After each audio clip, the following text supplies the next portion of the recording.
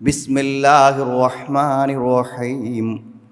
വല്ലൈലി ഇദാ യഗ്ശ വന്നഹാരി ഇദാ തജല്ല വമാ ഖലഖൻ ദകറ വൽ ഉൻസാ ഇന്ന സഅയകും ലശത്താ ഫഅമ്മാ മൻ അഅതാ വത്തഖാ വസദ്ദഖ ബിൽ ഹുസ്നാ ഫസനുയസ്സിറുഹു ലിൽ യുസ്റാ.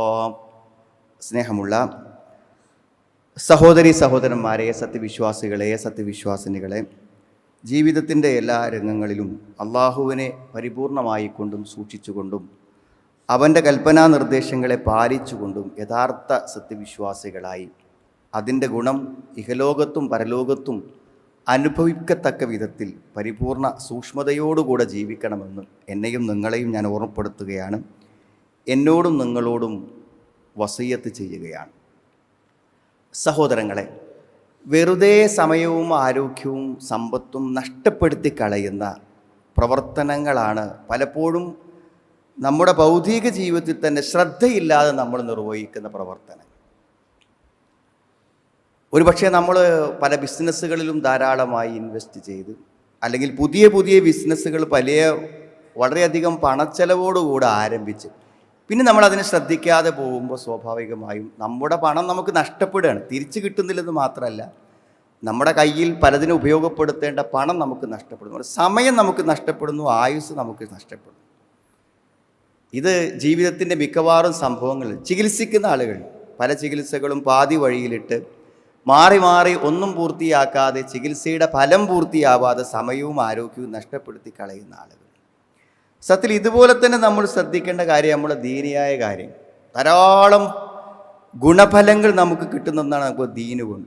പക്ഷെ ആ ദീൻ ആത്മാർത്ഥമായും ശ്രദ്ധയോടുകൂടിയും ശരിയായി നിർവഹിക്കാതിരിക്കുമ്പോൾ അതിനുവേണ്ടി വിനിയോഗിക്കുന്ന സമയങ്ങൾ നമുക്ക് നഷ്ടപ്പെടുന്നു എന്നല്ലാതെ അതിൻ്റെ യഥാർത്ഥമായ പ്രയോജനം നമുക്ക് ലഭിക്കാതെ പോവുകയാണ്. 3 കാര്യങ്ങൾ ദീനീ രംഗത്ത് നമ്മൾ ശ്രദ്ധിച്ചാൽ ആ 3 കാര്യങ്ങളെ കൊണ്ട് നമ്മുടെ ഇഹലോകത്തും പരലോകത്തും നമുക്ക് ശരിക്കും അതിൻ്റെ ഫലം നമ്മുടെ ജീവിതത്തിൽ നമുക്ക് അനുഭവിക്കാം. ഈ 3 കാര്യങ്ങളും നമ്മൾ ചെയ്യാത്ത കാര്യങ്ങളല്ല, പക്ഷെ നമ്മൾ അശ്രദ്ധമായി ചെയ്യുന്നുള്ളതാണ് അതിൻ്റെ ഫലം നമുക്ക് ലഭിക്കാതിരിക്കുവാനുള്ള ഏറ്റവും വലിയ കാര്യം. അങ്ങനെ ചില ഫലങ്ങൾ നമ്മൾ ചെയ്യുന്ന ദീനീ കാര്യങ്ങൾക്കുണ്ട് എന്ന് നമ്മളെ ഓർമ്മപ്പെടുത്തുന്ന ചില വചനങ്ങളാണ് തുടക്കത്തിൽ ഓതി വെച്ചത്. വല്ലൈലി ഇദാ യഗ്ശ വന്നഹാരി ഇദാ തജല്ല വമാ ഖലഖദ് ദകറ വൽ ഉൻസ ഇന്ന സഅയകും ലശത്ത. അള്ളാഹു ഈ പ്രാപഞ്ചികമായി അവൻ്റെ സൃഷ്ടിപ്പിൻ്റെ മഹത്വങ്ങളെ സത്യം ചെയ്തുകൊണ്ട് അള്ളാഹു പറയുകയാണ്, ഇന്ന സഅയകും ലശത്ത, നിങ്ങളുടെ പ്രവർത്തനങ്ങൾ വിഭിന്നമാകുന്നു എന്നുള്ളതാണ്. നമ്മുടെ പ്രവർത്തനങ്ങളിലും അധ്വാനങ്ങളിലും വ്യത്യസ്തതയുണ്ട് എന്നാണ്. എല്ലാവരും ഒരേപോലെ അല്ല ചെയ്യുന്നത് എന്നാണ്. രാത്രി പകല് പോലെയുള്ള വ്യത്യാസങ്ങൾ എന്തുണ്ട് നമ്മുടെ പ്രവർത്തനങ്ങൾക്കുണ്ട്. ഏത് പ്രവർത്തനങ്ങൾ എടുത്താലും അത്രമാത്രം വ്യത്യാസങ്ങളും വ്യതിരിക്തതകളും തമ്മിൽ. എന്തുകൊണ്ടാണ് വ്യത്യാസമാകുന്നത്? നന്മയും തിന്മയും തമ്മിലുള്ള വ്യത്യാസം മാത്രമല്ല, നല്ല കാര്യങ്ങൾ ചെയ്യുന്നത് തന്നെ എല്ലാവരും ഒരുപോലെ അല്ല ചെയ്യുന്നത് എന്ന വ്യത്യാസങ്ങൾ നമ്മുടെ പ്രവർത്തനങ്ങളിലുണ്ട്. എന്നിട്ട് അള്ളാഹു പറയുന്നു, ഒരാൾ ദാനധർമ്മങ്ങൾ നിർവഹിച്ചു, സൂക്ഷ്മതയോടുകൂടെ ജീവിച്ചു, അള്ളാഹു സത്യപ്പെടുത്താൻ പറഞ്ഞ കാര്യങ്ങളൊക്കെ സത്യപ്പെടുത്തിയാൽ ഫസനു യസ്സിറുഹു ലിൽ യുസ്റ, ഏറ്റവും എളുപ്പമുള്ളതിലേക്ക് ഞാൻ അവനെ എളുപ്പം എത്തിക്കുന്നതാണ്. അള്ളാഹു നമ്മുടെ ജീവിതത്തിൽ ഇടപെടും, നമുക്ക് ജീവിത സൗകര്യങ്ങളെ ഏർപ്പെടുത്തി തരുമെന്നാണ്. നുസഖിലു അലൈഹി അംറുഹു, അവൻ്റെ എല്ലാ കാര്യങ്ങളും നമ്മൾ എളുപ്പമാക്കി കൊടുക്കുന്നതാണ്. വനജഅലുഹു മുയസ്സിറൻ ലഹു കുല്ല ഖൈർ, എല്ലാ കാര്യങ്ങളും അവൻ എളുപ്പത്തിൽ ചെയ്യാവുന്ന സൗകര്യം അള്ളാഹു ഏർപ്പെടുത്തി കൊടുക്കും. അതെന്തുകൊണ്ടാണ്? ലിഅന്നഹു അതാ ബിൽ അസ്ബാബ്, അവൻ്റെ ജീവിതം അള്ളാഹു ഇടപെട്ട് സൗകര്യപ്പെടുത്തി കൊടുക്കേണ്ട കാരണങ്ങൾ അവനിൽ നിന്നുണ്ടായി. അതുകൊണ്ട് അള്ളാഹു അവന് സൗകര്യങ്ങൾ ഏർപ്പെടുത്തി കൊടുക്കുന്നതാണ്. അപ്പോൾ നമ്മൾ ചെയ്യുന്ന ഈ പ്രവർത്തനങ്ങൾക്കെല്ലാം ധാരാളം സൽഫലങ്ങളുണ്ട്. അത് ഒന്നാമത്തൊരു കാര്യമാണ് എന്തിന്? സ്വതക്കകളാണ്, ദാനധർമ്മങ്ങൾ. ദാനധർമ്മം നൽകാത്ത ആരെങ്കിലും നമ്മുടെ കൂട്ടത്തിലുണ്ടാവും. എന്തെല്ലാം കാര്യങ്ങൾക്ക് നമ്മൾ സമ്പത്ത് കൊടുക്കുന്നുണ്ട്, പക്ഷെ അത് നമ്മൾ ആലോചിച്ചും ഫലപ്രദമായും പ്രതിഫലം ആഗ്രഹിച്ചും നിഷ്കളങ്കതയോടുകൂടെയും നമ്മൾ ചെയ്യുന്നുണ്ടോ? അതോ നമ്മൾ നിർബന്ധിക്കപ്പെടുമ്പോൾ, നമ്മുടെ മുന്നിലേക്ക് കൈകൾ നീട്ടപ്പെടുമ്പോൾ, അല്ലെങ്കിൽ നമ്മൾ കൊടുക്കാതെ നമുക്ക് രക്ഷപ്പെടാൻ കഴിയാത്ത സാഹചര്യങ്ങൾ ഉണ്ടാകുമ്പോഴൊക്കെ നമ്മൾ കൊടുത്തു പോവുകയാണോ എന്നുള്ളതാണ്. ജീവിതത്തിൽ സദക്കകളെ കൊണ്ട് മാത്രം നമ്മുടെ ജീവിതത്തിൻ്റെ ഉപജീവനത്തെ നമുക്ക് നേരാക്കിയെടുക്കാൻ പറ്റും. സുഹൃത്തുക്കളെ, എത്ര കഷ്ടപ്പെട്ട് അത്ര അധ്വാനിച്ചും ബുദ്ധിമുട്ടിയിട്ടും നമ്മൾ വിചാരിക്കുന്ന ഒരു ഒഴുക്ക് നമ്മുടെ ജീവിതത്തിന് കിട്ടുന്നില്ല. കടങ്ങളിൽ നിന്നൊരു മോചനം, ജീവിതത്തിൽ ഇടപെടുന്ന കാര്യങ്ങളിലൊക്കെ ഒരു വിജയം, അതിന് ഏറ്റവും അധികം പ്രയോജനപ്പെടുന്ന ഒന്നാണ് സ്വതക്ക. അതുകൊണ്ട് എന്തറിയും, സദക്ക കൊടുക്കുന്ന ആൾക്കാർ ഏതായാലും പണം നമ്മളിൽ നിന്ന് എടുത്ത് നമ്മൾ ഒഴിവാക്കല്ലേ. അപ്പോൾ സ്വാഭാവികമായും അതല്പം ശ്രദ്ധയോടുകൂടെ നിർവഹിച്ചാൽ നമ്മുടെ ജീവിതത്തിൻ്റെ ഉപജീവനത്തെ അത് സ്വാധീനിക്കുമെങ്കിൽ അത് പ്രധാനം തന്നെയല്ല. കാരണം പണമാണെല്ലാം, പണം വേണം. വലാ തുഅ്തു സുഫഹാ അംവാലകും ഉല്ലതി ജഅലല്ലാഹു ലക്കും ഖിയാമാ. നിങ്ങളുടെ നിലനിൽപ്പിൻ്റെ ആധാരമായി ഉണ്ടാക്കിയ പണമുണ്ടല്ലോ, അത് നിങ്ങൾ വിവരമില്ലാത്ത ആൾക്കാരത്ത് കൊടുത്ത് നഷ്ടപ്പെടുത്തി കളയരുത് എന്ന് പറഞ്ഞാൽ അത് ബുദ്ധിപൂർവമാണ് നിങ്ങൾ അത് ചെലവഴിക്കേണ്ടത് എന്ന് അള്ളാഹു പറയുന്നു. അപ്പോൾ അത് സമ്പത്ത് എന്നുള്ളത് പ്രധാനപ്പെട്ട ഒരു കാര്യമാണ്. എങ്ങനെയാണ് നമ്മുടെ സ്വതക്കകൾ നമ്മുടെ ജീവിതത്തിൻ്റെ ഉപജീവനത്തെ അല്ലെങ്കിൽ സാമ്പത്തിക അവസ്ഥകളെ എങ്ങനെ സ്വാധീനിക്കുന്നു എന്നുള്ളതാണ്. അതൊന്നെന്താ അറിയോ, നമ്മൾ നമ്മുടെ സമ്പത്തിനൊരു നിശ്ചിത വിഹിതം കൊടുക്കുമ്പോൾ അള്ളാഹു നമ്മുടെ കയ്യിലുള്ളതിന് എന്ത് ചെയ്യുന്നറിയോ, അള്ളാഹു നമുക്ക് ബർക്കത്ത് തരും. അതാണ് ഏറ്റവും പ്രധാനപ്പെട്ട കാര്യം. അള്ളാഹിൻ്റെ ഒരു ബർക്കത്ത്, ഒരു കുരുത്തം. സാധാരണ പറയാനുള്ളതുപോലെ 3 ലക്ഷം കയ്യിലുണ്ടായാൽ കിട്ടാത്ത ഗുണം 300 രൂപ കയ്യിലുണ്ടെങ്കിൽ കിട്ടുക എന്ന് പറഞ്ഞല്ലോ. ആ ഗുണം തന്നെയാണ് ഏറ്റവും പ്രധാനപ്പെട്ട കാര്യം എന്നാണ്. നമ്മൾ എന്തെങ്കിലും ഒന്ന് ചെലവഴിക്കുമ്പോൾ ആ ചെലവഴിക്കുന്നതിനനുസരിച്ച് കൊണ്ട് അള്ളാഹു നമുക്ക് ബർക്കത്ത് തരുന്നുള്ളതാണ്. നബി സ്വല്ലല്ലാഹു അലൈഹി വസല്ലം അത് പ്രത്യേകമായി നമ്മോട് പറഞ്ഞിട്ടുണ്ട്. അല്ലാമ സ്വൻആനി അദ്ദേഹത്തിൻ്റെ സുബുലുസ്സലാമിൽ ഹദീസിൻ്റെ ഷറഹിൽ പറയുന്നുണ്ട്, ഈ ഹദീസിൻ്റെ വ്യാഖ്യാനമായി കൊണ്ട്. കാരണം അള്ളാഹ് റസൂൽ പറഞ്ഞു, മാ നഖസത്ത് സ്വദഖത്തും മിമ്മാലി, സദക്ക കൊടുത്തിട്ട് ഒരാളുടെ ധനം കുറഞ്ഞു പോകില്ല എന്നാണ്. വമാ സാദല്ലാഹു അബ്ദൻ ബിഅഫ്വിൻ ഇല്ലാ ഇസ്സ, വിട്ടുവീഴ്ച ചെയ്താൽ അവൻ്റെ പ്രതാപം വർദ്ധിക്കുകയേ ചെയ്യുള്ളൂ. ഒരാൾ വിനയം കാണിക്കുകയാണെങ്കിൽ ഇല്ലാ റഫഅല്ലാഹു, അള്ളാഹു അവനെ ഉയർത്തുമെന്നാണ്.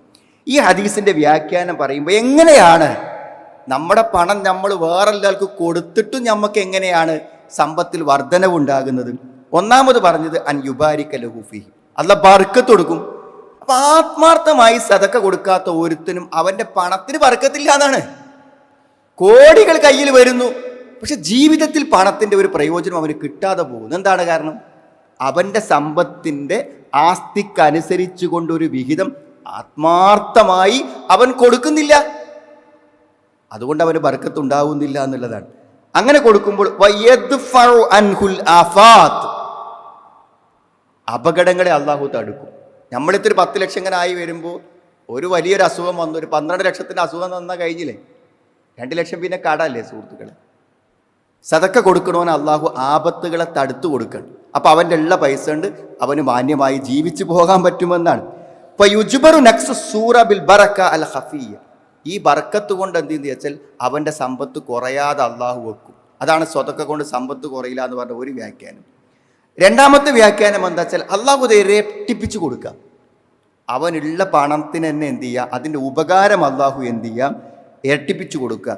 അന്നഹു യഹ്സുലു ബിസ്സബാബിൽ ഹാസിൽ അനി സ്വതക്ക ജുബ്റാനു നഖ്സിൻ അൻ, അത് കുറയാതെ അള്ളാഹു എന്ത് ചെയ്യും, അത് പരിഹരിച്ചിട്ട് എന്ത് ചെയ്യും, അങ്ങനെ ബാലൻസ് ചെയ്ത് പോകുന്നതാണ്. അതിലേറെ പ്രധാനം എന്താ അറിയോ, ഒരാൾ എന്തെങ്കിലും ഒന്നൊരാൾ സ്വതക്ക കൊടുക്കുകയാണെങ്കിൽ അള്ളാഹു ആ കൊടുത്തതിൻ്റെ മൂല്യം കണക്കാക്കി അല്ലെങ്കിൽ അതിനധികമായിട്ട് അള്ളാഹു വേറെ നിലക്ക് അവന് വരാനുള്ള വഴി ഉണ്ടാക്കിക്കൊടുക്കും. അവൻ ആത്മാർത്ഥമായി കൊടുക്കുന്ന ദാനത്തിന് പകരം അവൻ എന്ത് ചെയ്യും, അള്ളാഹു കൊടുക്കും. അത് ഖുർആൻ പറയുന്നതാണ്,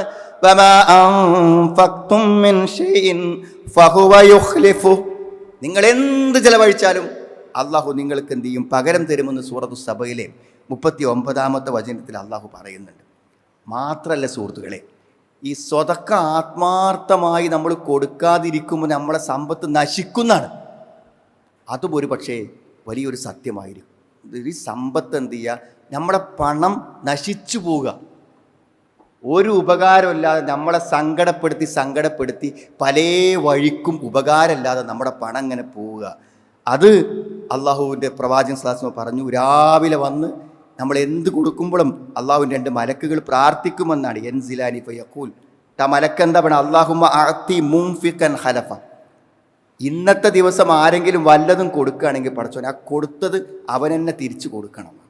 പിന്നെന്താണ് മലക്ക് പ്രാർത്ഥിക്കുന്ന പ്രാർത്ഥന, അല്ലാഹുമ്മ അഅതി മുംസികൻ തലഫൻ, ഉണ്ടായിട്ട് കൊടുക്കാൻ നല്ല അവസരങ്ങൾ മുന്നിൽ വന്നിട്ടും കൊടുക്കാതെ പിശുക്കുന്ന ആൾക്കാരില്ലേ, ഓനെ നീ നശിപ്പിക്കണേന്നാണ് പറഞ്ഞത്.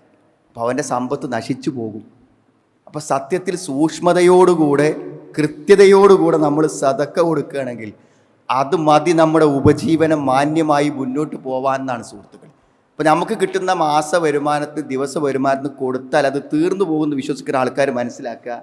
നമ്മുടെ കയ്യിലുള്ള കാര്യങ്ങൾക്ക് ഒരു ബർക്കത്ത് കിട്ടി നമ്മുടെ ഉപജീവനം മാന്യമായി മുന്നോട്ട് പോകാൻ നമ്മൾക്ക് കിട്ടുന്നതിനനുസരിച്ച് നമ്മൾ കൊടുക്കണം. ഒന്ന്, നമ്മളൊരു സ്ഥിര വിഹിതം കൊടുക്കണം. അപ്പം നമ്മുടെ സ്വതക്ക എന്താ പറയുക, നമ്മൾ അറിയാതെ തന്നെ നമ്മൾ കൊടുത്തുകൊണ്ടേയിരിക്കും. എനിക്കൊരു ദിവസം 1000 ഉറുപ്പ്യ കിട്ടിയാൽ അതിനൊരു 50 ഉറുപ്പ്യ ഞാൻ നീക്കി വെക്കും. ആ 50 ആദ്യം നീക്കി വെച്ചിട്ടേ ബാക്കി 950 നമ്മൾ ഉപയോഗിക്കുള്ളൂ. വൈകുന്നേരം കട കൂട്ടി പോകുമ്പോൾ എന്താ അറിയോ, നമ്മളെ ലാഭം നമ്മൾ എടുക്കണില്ലെങ്കിലും ഒരു വിഹിതം നമ്മൾ അവിടെ നിക്ഷേപിക്കും. മാസം ശമ്പളം വരുമ്പോൾ ആദ്യത്തെ പേയ്മെൻറ്റ് എന്തായിരിക്കും എന്നറിയാം, നിങ്ങൾ മാസത്തിൽ നമ്മൾ കൊടുക്കുന്ന സദക്കയുടെ വിഹിതമാണ് ആദ്യത്തെ പേയ്മെൻറ്റ്. എന്നാൽ ബാക്കിയുള്ള പേയ്മെൻറ്റുകളൊക്കെ ഉണ്ടല്ലോ, അതൊക്കെ ബർക്കത്തോടുകൂടെ ചെയ്യാൻ, ഒരു കുരുത്തത്തോടുകൂടെ ചെയ്യാൻ നമുക്ക് എന്ത് ചെയ്യും സാധിക്കും. രണ്ടാമത് എന്താ വെച്ചാൽ, നമ്മൾ ജീവിക്കുന്ന പരിസരങ്ങളിൽ നമ്മളിൽ നിന്ന് പ്രതീക്ഷിക്കുന്നുണ്ട് എന്ത്, നമ്മുടെ പള്ളി കമ്മിറ്റിക്കാരെ നമ്മളിൽ നിന്ന് പ്രതീക്ഷിക്കുന്നുണ്ട്, നമ്മുടെ പാവപ്പെട്ട ആളുകൾ, നമ്മുടെ അയലോക്കക്കാരെന്ത് ചെയ്യുന്നുണ്ട്, അവരടുത്ത് കുറച്ച് പൈസയൊക്കെ ഉണ്ട്, കുടുങ്ങുമ്പോൾ എന്തെങ്കിലുമൊക്കെ സഹായിക്കും എന്ന് വിചാരിക്കുന്നുണ്ട്. ഓർക്ക് നമ്മൾ കൊടുക്കണം. മൂന്നാമത്തെ എന്താ അറിയും, ഒരാൾ ചോദിച്ചു വരിക, നമ്മളെ പറ്റിക്കാൻ വരികയാണ്, എന്ത് പറഞ്ഞാലും അത് കൊടുക്കേണ്ടത് എത്രയും നമ്മൾ കണക്കൂട്ടാം. പക്ഷേ അയാളെ സംതൃപ്തിയോടുകൂടെ ചോദിച്ചു വന്നതിലെ നീരസം അല്പം പോലും പ്രകടിപ്പിക്കാതെ ഇല ഫലാത്തൻകർ, ചോദിച്ചു വരുന്നൊരു അവകാശമുണ്ട്, അതോന് കൊടുക്കണം.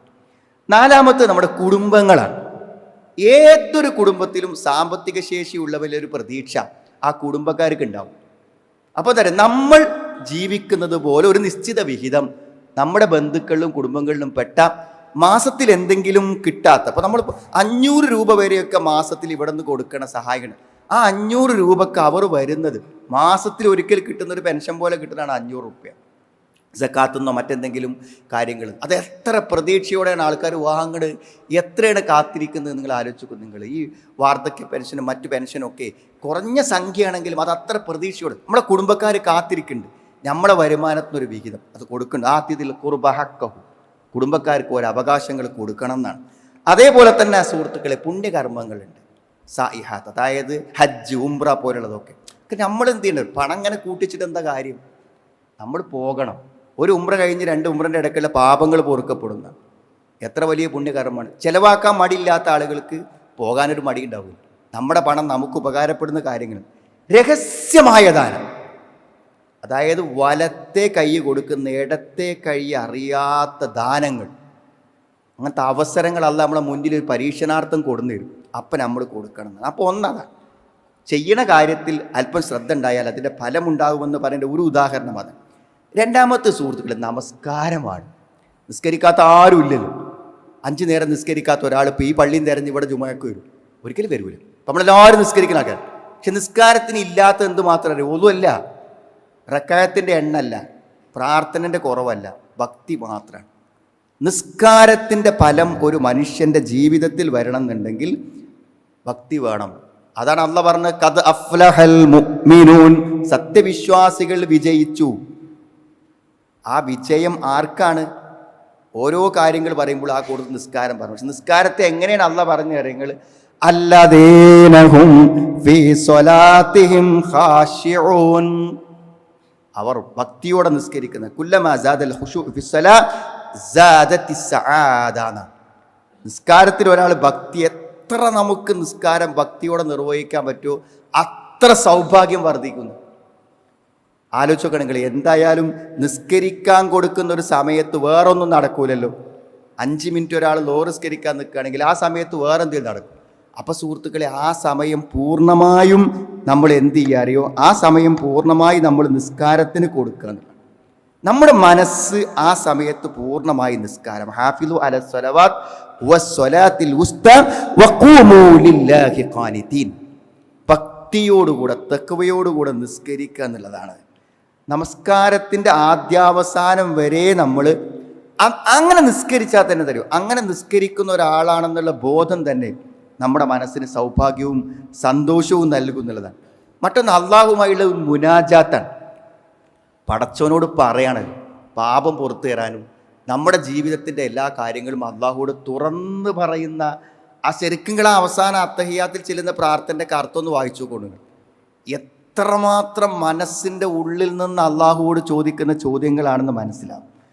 പിന്നെ നിസ്കാരം ഭക്തിപൂർവമാകുമ്പോൾ എന്താ പറയുക, ഒരു മനുഷ്യൻ്റെ ജീവിതത്തിൻ്റെ ഏറ്റവും വലിയ അസമാധാനം, ഏറ്റവും വലിയ അശാന്തി എന്ന് പറഞ്ഞാൽ പാപങ്ങളാണ്.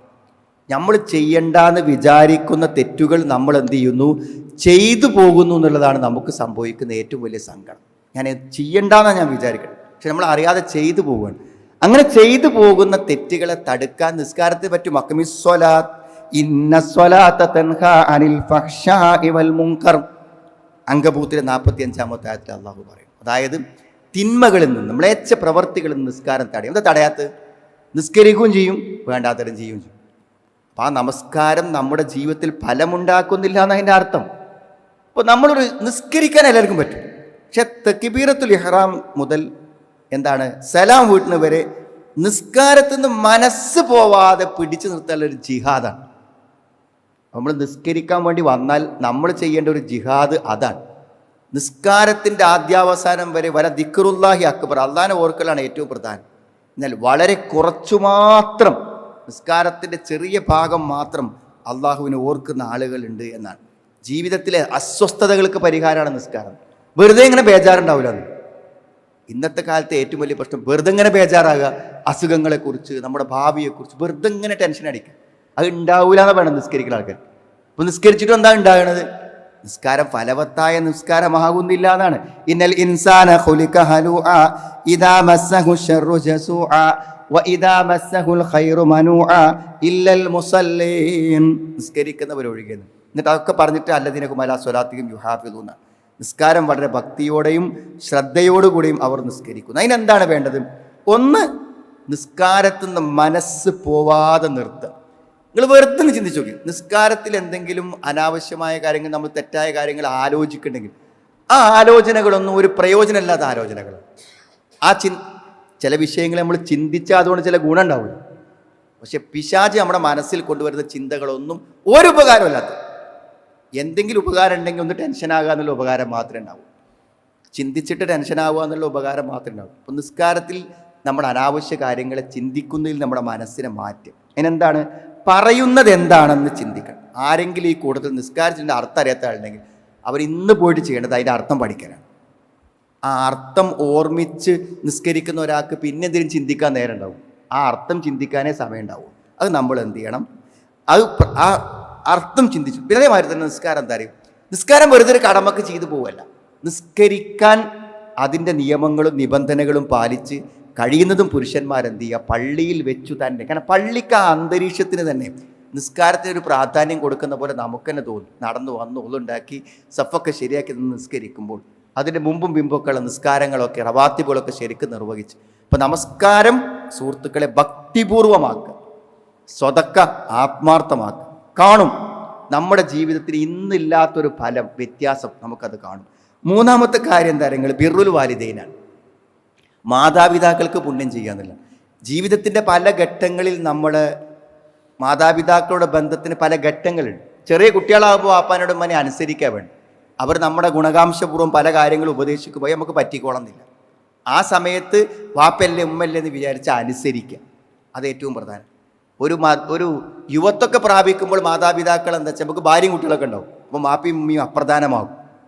കാരണം ഇവരെ സൗകര്യത്തിനനുസരിച്ച് ജീവിച്ച് പോകണമെങ്കിൽ എന്ത് ചെയ്യും?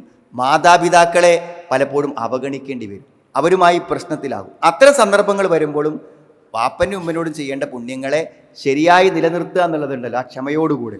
അതൊരു കാര്യം. വാർദ്ധക്യമാകുമ്പോൾ വേറൊരു അവസ്ഥയാണ് ബിർറുൽ വാലിദൈൻ. വയസ്സാകുമ്പോൾ എന്താ വെച്ചാൽ പ്രായമായവരെ നോക്കുക എന്നുള്ളത് ജിഹാദാണ്, ത്യാഗാണ്, യുദ്ധത്തെപ്പോലുള്ള ജിഹാദാണ്. മനസ്സിലായി? അത് വേഗം വേറുള്ള തലയിൽ കെട്ടിട്ട് നമ്മളോട് ഒഴിവായി പോരും. അതാണ് പലപ്പോഴും ചെയ്യുന്ന കാര്യം. അവിടെ നമുക്ക് കിട്ടുന്ന സ്വർഗമാണ് നമ്മൾ വലിച്ചെറിഞ്ഞ് പോരുന്നതെന്ന് നമ്മൾ എന്ത് ചെയ്യണം? മനസ്സിലാക്കണം. കാരണം അത് വക്കലാ റബ്ബുക്ക അല്ലാത്ത അള്ളാൻ്റെ തൃപ്തി എന്ന് പറഞ്ഞാൽ മാതാപിതാക്കൾ തൃപ്തിയിലാണ്. ഒരു ഗുരുത്വം ഉണ്ടാവില്ല ജീവിതത്തിൽ. വാപ്പൻ്റെയും ഉമ്മൻ്റെയും തൃപ്തി നേടാത്തവന് അവൻ ജീവിതത്തിൽ എന്ത് ശ്രദ്ധിച്ചാലും അവനൊരു കുരുത്തം കിട്ടൂല. അവൻ അടയുന്ന വഴികളെല്ലാം അവൻ അടഞ്ഞു പോകും. അവൻ തുറക്കാൻ ശ്രമിക്കുന്ന എല്ലാ മാർഗങ്ങളും അവൻ അടഞ്ഞു പോകുന്ന പോലെ തോന്നും. ബിറുൽ വാലിദൈൻ വളരെ പ്രധാനപ്പെട്ട കാര്യമാണ്. എന്താണ്? റിളല്ലാ ഫി റിളൽ വാലിദ് വസുഖ്തുല്ലാ ഫി സുഖ്തിൽ വാലിദ്. അള്ളാഹിൻ്റെ തൃപ്തി മാതാപിതാക്കളുടെ തൃപ്തിയിലാണ്, അള്ളാഹുവിൻ്റെ കോപം മാതാപിതാക്കളുടെ കോപത്തിലാണെന്ന് പറയണം. അതേപോലെ തന്നെ ആ ബന്ധം, മാതാപിതാക്കളുമായുള്ള ബന്ധമാണ് ഏറ്റവും വലിയ കുടുംബ ബന്ധം. മൻ സറഹു അൻ യുബ്സത ലഹു ഫീ റിസ്ഖി, തൻ്റെ ഉപജീവനത്തിൽ വിശാലത കിട്ടണം എന്നാരെങ്കിലും ആഗ്രഹിക്കുന്നുവെങ്കിൽ ഔ യുൻസഅ ലഹു ഫീ അഥരി, ആയുസ് നീട്ടി കിട്ടുക പറഞ്ഞാൽ ഇല്ല ആയുസ് സമാധാനമായിട്ട് ജീവിക്കാം, വലിയ അസുഖങ്ങളും ബുദ്ധിമുട്ടൊന്നും ഇല്ലാതെ ജീവിച്ചു പോകണമെങ്കിൽ ഫൽ യസിൽ റഹ്മഹു, അവൻ്റെ കുടുംബ ബന്ധം അവൻ ചേർക്കട്ടെ എന്നാണ്. മനസ്സിലായി? സ്വർഗത്തിൻ്റെ കവാടം മാതാപിതാക്കളാണെന്നാണ്. മാതാപിതാക്കളുടെ തൃപ്തി ഉണ്ടെങ്കിൽ അവൻ സ്വർഗത്തിൻ്റെ കവാടങ്ങൾ എന്ത് ചെയ്യും? കടന്നു പോകുന്നതാണ്. ചെയ്ത തെറ്റിനെ എങ്ങനെ പരിഹാരമുണ്ടാക്കാമെന്ന് നബി സ്വല്ലല്ലാഹു വന്ന് ചോദിച്ച ആളോട് നബി ചോദിച്ച് നിനക്ക് നിൻ്റെ ഉമ്മ ഉണ്ടോ എന്നാണ് ചോദിച്ചത്. ഉമ്മ ജീവിച്ചിരിക്കുന്നുണ്ടോ, അല്ലെങ്കിൽ നിൻ്റെ ഉമ്മയുടെ സഹോദരി ജീവിച്ചിരിക്കുന്നുണ്ടോയെന്ന്. ഉണ്ടെങ്കിൽ എന്താണ്? അവൾക്ക് നീ ബിർറ് ചെയ്യും, അപ്പോൾ നിൻ്റെ തെറ്റുകളൊക്കെ പുറത്തു പോകുന്നതാണ്. എത്ര വലിയ ഗുണമാണ്! അപ്പോൾ സത്യത്തിൽ മാതാപിതാക്കളോടുള്ള സമീപനം നമ്മുടെ ജീവിതത്തെ തന്നെ മാറ്റുന്നതാണ് എന്നതാണ് ആ പറഞ്ഞു തരുന്ന ഏറ്റവും പ്രധാനപ്പെട്ട കാര്യം. പിന്നെ വേറൊരു കാര്യം തരും, അത് ഇവിടെ തന്നെ തിരിച്ചിട്ടും. മാതാപിതാക്കളോട് ചെയ്യുന്ന പുണ്യം ഇവിടെ തന്നെ തിരിച്ചു കിട്ടും. അതെങ്ങനെയാണെന്ന് വെച്ചാൽ നമ്മളെ മക്കൾ കാണും നമ്മൾ എത്ര കണ്ട് എങ്ങനെയാണ് വാപ്പനെയും ഉമ്മനെയും ഇത് ബന്ധപ്പെടേണ്ടത് എന്ന് നമ്മുടെ കുട്ടികൾ മാതൃക സ്വീകരിക്കുക നമ്മളെന്നാണ്.